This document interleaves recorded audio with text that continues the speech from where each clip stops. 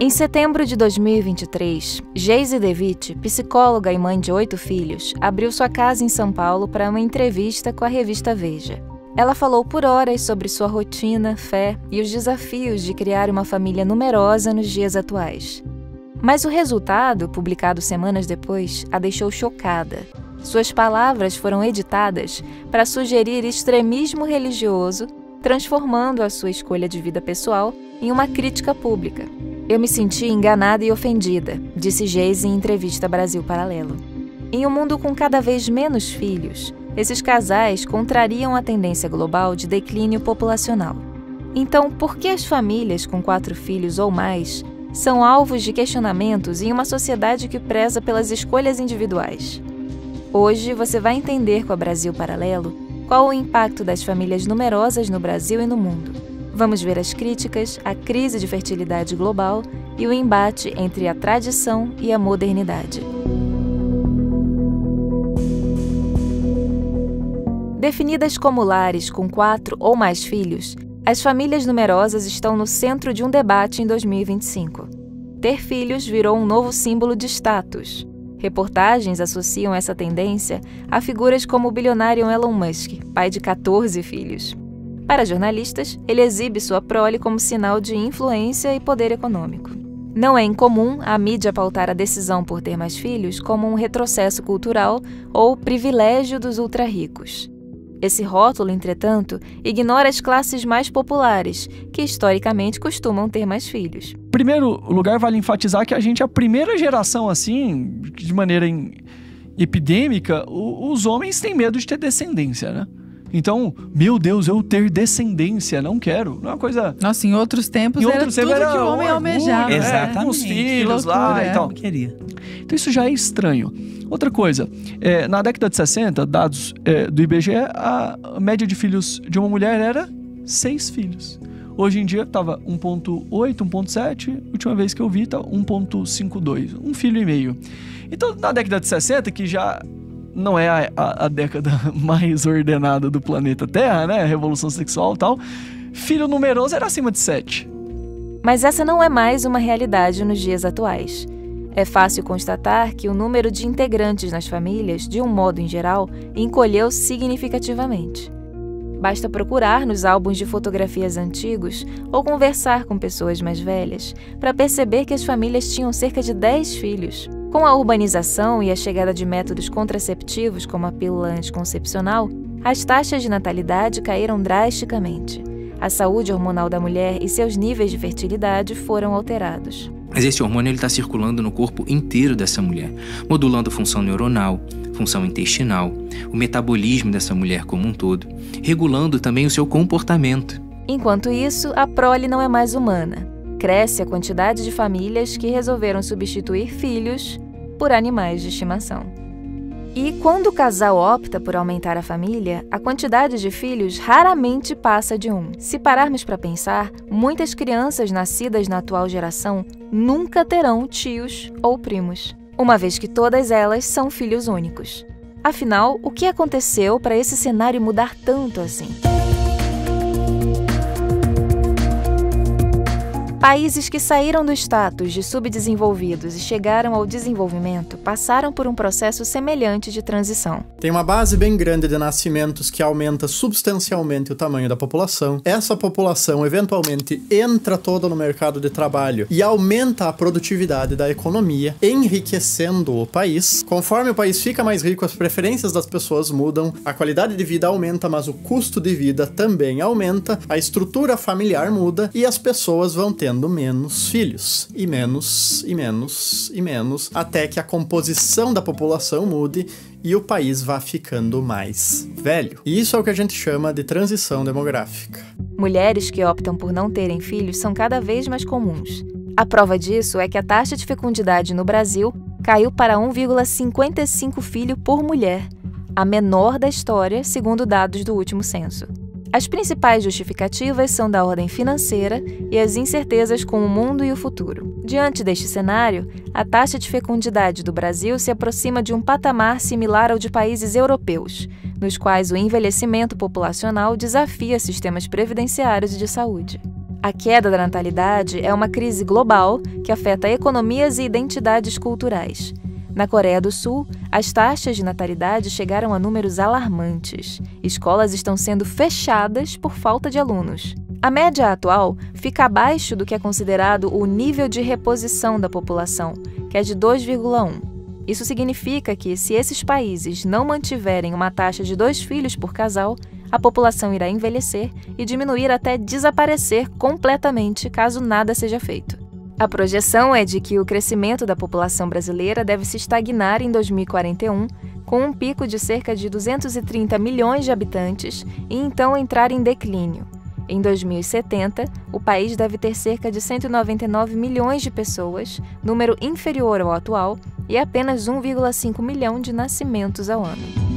Se estiver gostando do vídeo, deixe um like. Isso sinaliza para nós que você assistiu até aqui e que podemos seguir produzindo mais conteúdos neste formato.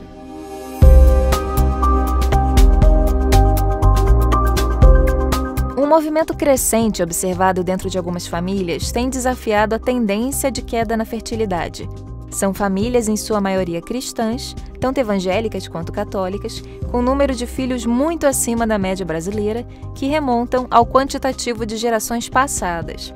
Paralelamente, um outro movimento de mulheres que abandonaram carreiras para se concentrar no trabalho doméstico também ganhou projeção. São as Threadwives. A expressão é uma simplificação do termo traditional wife ou esposa tradicional em português. Em resposta às críticas do movimento feminista, elas afirmam que não se trata de reverter o processo social que levou as mulheres ao ambiente de trabalho, mas sim de uma escolha individual para cuidar melhor da família. Mas quando o assunto é a abertura à vida, não faltam críticas de jornalistas e grupos militantes. Jornalistas alinhados a pautas feministas, porém, costumam creditar esta decisão particular à extrema-direita política e falam em romantização de ideais machistas. Para entender melhor esses dilemas, entrevistamos 3 donas de casa neste episódio do podcast Conversa Paralela e uma mãe de 11 filhos neste outro episódio. Assista ambos gratuitamente no nosso canal do YouTube. Comunidades cristãs guiadas por valores de abertura à vida resistem como uma resposta em um Ocidente marcado pela redução da população, em contraste com o Islã do Oriente, que cresce com taxas de 3 filhos por mulher, projetando 2,8 bilhões de muçulmanos até 2050. We are the messengers of the messenger. We are the representative of this deen of Islam. We have to be the solution. The future is ours.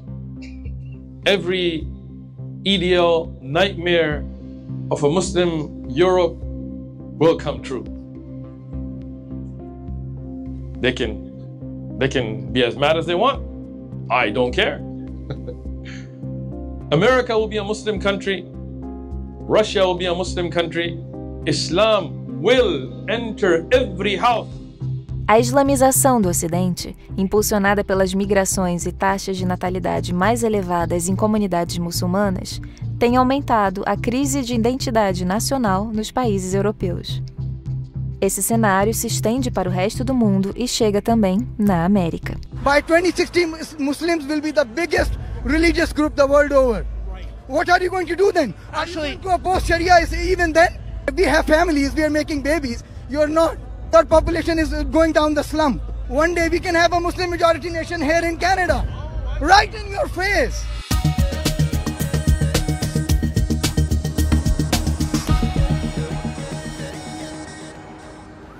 Allahu Akbar.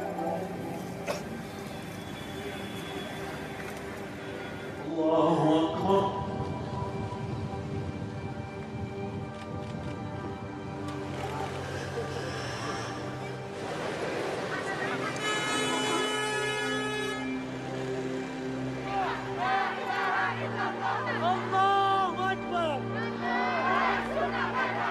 O Jihad Hashakit, ele significa que quando um muçulmano vive num país ocidental liberal, ele deve dizer: nossa maior arma é o ventre das nossas mulheres. Porque o ventre da mulher muçulmana gera filhos. E a democracia ocidental se baseia em quê? Em eleições. O povo decide na urna. Quem é que vai decidir daqui a 50 anos? O Mohammed saiu da Argélia e chegou na França. Agora, no mundo liberal ocidental francês que criou o liberalismo, dizem que as pessoas devem ser bem recebidas. Então é o que eles fazem. E tem outra coisa chamada direitos iguais. Agora, o Mohammed veio da Argélia e tem os mesmos direitos que, de repente, uma loira francesa chamada Jennifer. Direitos iguais? Ótimo! Então o Mohammed trabalha na França, até que, eventualmente, um dia ele recebe a cidadania francesa.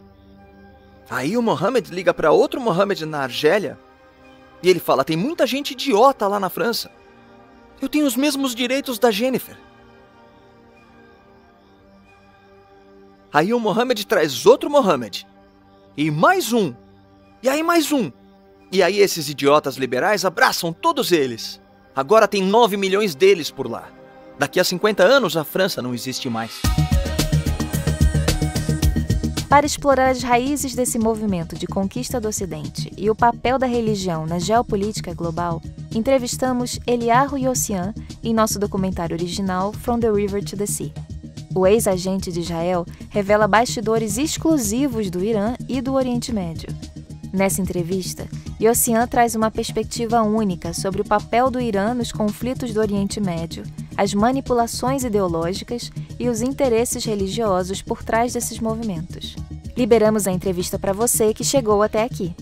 Para assistir de graça a este conteúdo completo, basta apontar o seu celular para o QR Code que está aparecendo no canto da tela.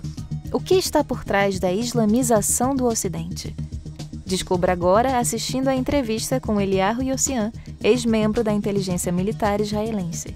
E não se esqueça de se inscrever no canal da BP. Todos os dias, conteúdos novos iguais a esse para você. Você sabia que a Brasil Paralelo não é apenas um canal no YouTube? A Brasil Paralelo tem um streaming completo, com produções originais que você não encontra em nenhum outro lugar. Um catálogo de filmes selecionados e mais de 90 cursos em diversas áreas do conhecimento humano. Nossas produções buscam a verdade histórica e levam esclarecimento a todos os brasileiros, unindo educação e entretenimento. Tudo é feito de forma independente, sem aceitar nenhum centavo de dinheiro público. Por isso, só conseguimos tirar nossas produções do papel graças ao apoio das pessoas que decidem assinar a BP e liberar acesso ao nosso streaming com conteúdo exclusivo. Cada assinatura nos permite chegar mais longe na transformação cultural do Brasil. Toque no link deste vídeo e junte-se a nós. Seja um membro da Brasil Paralelo hoje mesmo.